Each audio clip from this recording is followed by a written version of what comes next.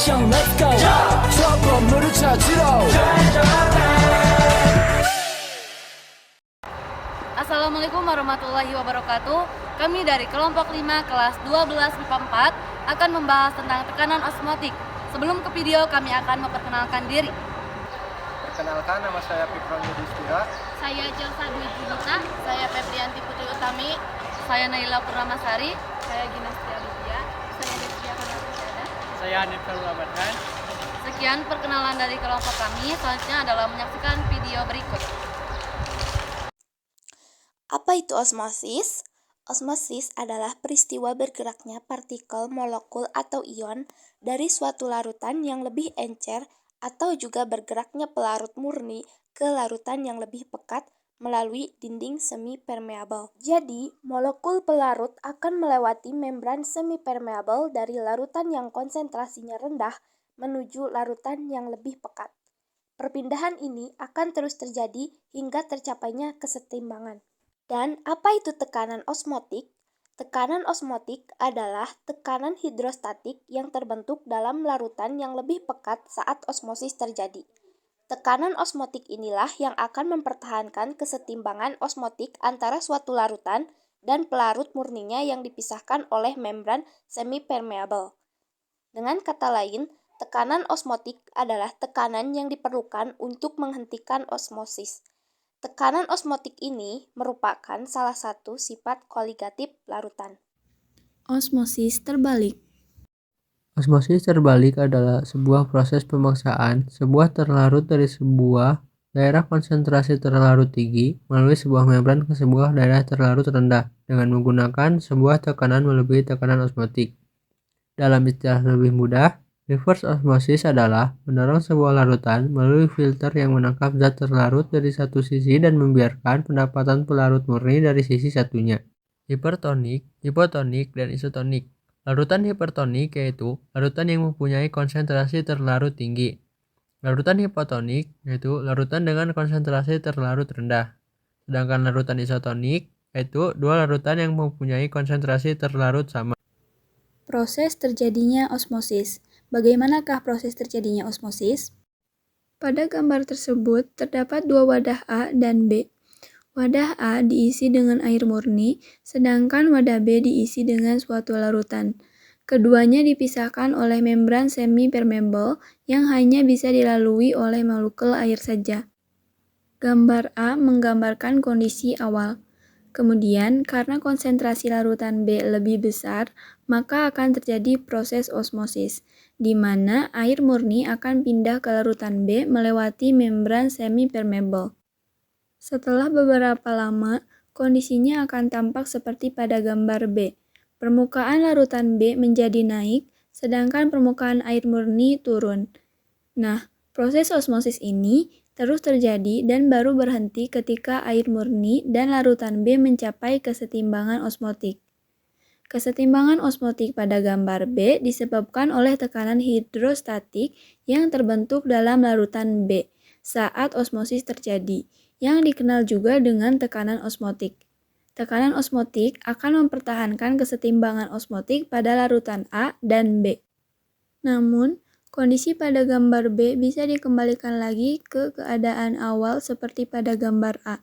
Caranya adalah dengan memberikan tekanan luar yang besarnya sama dengan tekanan osmotiknya, seperti terlihat pada gambar C. Jacob Henricus van Hoff, seorang ahli kimia fisika dari Belanda. Beliau juga merupakan pemenang penghargaan Nobel di bidang kimia pada tahun 1901. Penelitian beliau mengenai kinetika kimia, kesetimbangan kimia, tekanan osmotik, dan kristalografi diakui sebagai hasil karya utama yang telah mendunia. Menghitung tekanan osmotik. Menurut Van Hoff, tekanan osmotik larutan-larutan encer dapat dihitung dengan rumus yang serupa dengan persamaan gas ideal, yaitu tekanan osmotik, volume larutan, mol zat larut, konstanta gas, suhu, dan kemolaran larutan. Dan untuk rumus tekanan osmotik adalah seperti gambar di video ini. Contoh soal, hitunglah tekanan osmotik larutan 3,6 gram glukosa yang terlarut dalam 500 ml larutan pada suhu 27 derajat Celcius. Diketahui Mr sama dengan 180, R sama dengan 0,082. Pembahasan tentang mengetahui suhu dalam derajat Celcius sehingga kita harus mengubahnya menjadi Kelvin sebagai berikut. T sama dengan 27 derajat Celcius ditambah 273 derajat Celcius sama dengan 300 Kelvin. Untuk mengetahui jawabannya, terlebih dahulu harus mencari molaritasnya. Terlebih dahulu dengan persamaan sebagai berikut. M sama dengan gram per mr dikali 1000 per V sama dengan 3,6 per 180 dikali 1000 per 500 sama dengan 0,02 dikali 2 sama dengan 0,04 mol atau L. Setelah mengetahui molaritasnya, kita dapat menghitung tekanan osmotiknya sebagai berikut. Pi sama dengan M kali R kali T. M 0,04 dikali R 0,082 dikali T 300. Jadi 0,984 atm. Sehingga tekanan osmosis larutan 3,6 gram glukosa yang terlarut dalam 500 ml adalah sebesar 0,984 atm. Penerapan tekanan osmosis pada kehidupan sehari-hari. 1. Cuci darah atau dialisis. Cuci darah adalah terapi yang harus dilakukan penderita gagal ginjal. Akibat rusaknya ginjal, darah tidak bisa dibersihkan dari kotoran dan dapat menyebabkan kerusakan organ hingga kematian. Karena itu, darah harus dicuci menggunakan mesin dialisis. Pada proses ini, darah akan dialirkan ke saluran mesin melalui membran semi-permeable. Lewat membran ini, kotoran di darah yang berkonsentrasi tinggi akan berpindah lewat membran dialisis keluar dari darah, sehingga darah bisa menjadi bersih. Penyerapan air oleh akar tumbuhan. Konsentrasi air di tanah lebih tinggi dari di dalam akar tumbuhan. Akibatnya akan timbul tekanan osmotik dan air akan masuk terserap oleh akar. Di dalam akar, air dan zat terlarut di dalamnya akan dibawa naik melalui pembuluh kayu atau xylem, sehingga sampai ke daun. Di daun, air dan zat hara ini digunakan untuk fotosintesis yang menghasilkan makanan bagi tanaman. Pengusir siput, cacing, dan lintah. Hewan seperti siput, cacing, dan lintah memiliki kulit yang dapat dilalui dengan mudah oleh air. Akibatnya, ketika kulit berada dalam kondisi-kondisi kadar air rendah, misalnya saat terkena garam, air dari dalam sel-sel tubuh akan keluar melalui osmosis. Ini dapat membunuh siput, cacing, dan lintah ini. Fenomena ini dimanfaatkan untuk mengusir dan menghalau siput, cacing, dan lintah dengan menggunakan garam dapur. Pengawetan makanan. Pengawetan makanan menggunakan gula, garam, atau cuka juga merupakan contoh osmosis pada kehidupan sehari-hari. Sel bakteri yang membuat busuk makanan akan kehilangan kadar air karena bertemu dengan konsentrasi zat terlarut yang tinggi sehingga sel bakteri perkembangannya menjadi terhambat.